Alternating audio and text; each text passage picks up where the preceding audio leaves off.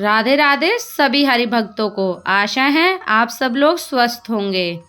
आज मैं आप लोगों के साथ शेयर करूंगी माघ महात्म्य 15वां अध्याय।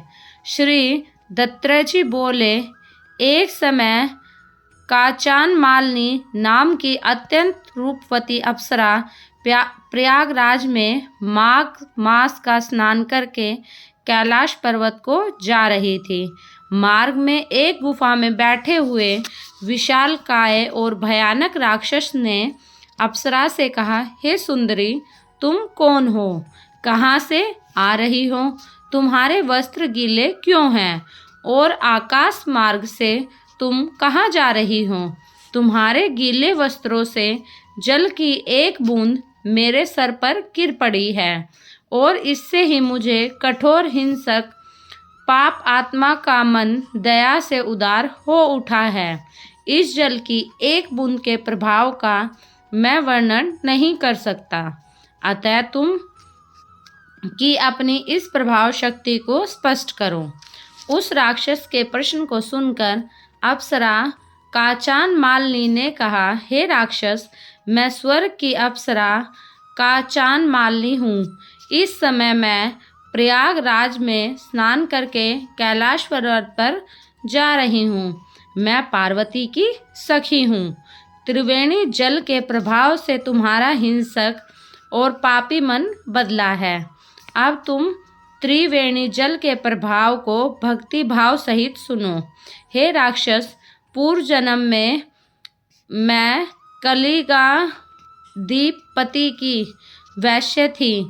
मैं अधीन सौंदर्य और लाव्य से संपन्न थी।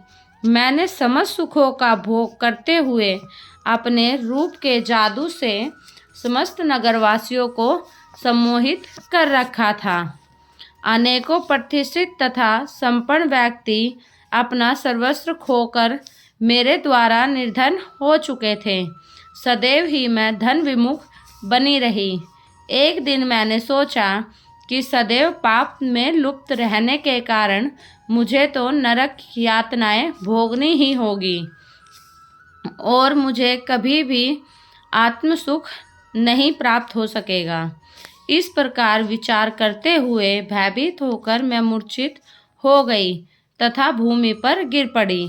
जब मैंने पूर्ण चेतना प्राप्त हुई तो वेदज्ञ और ज्ञानी राजपुरोहित के समीप गई और हाथ जोड़कर उनसे निवेदन किया, हे वेद शास्त्र मर्मज्ञ ज्ञानी और धर्मात्मा राजपुरोहित जी, मैं सदा ही पापचार में लुप्त रही हूँ।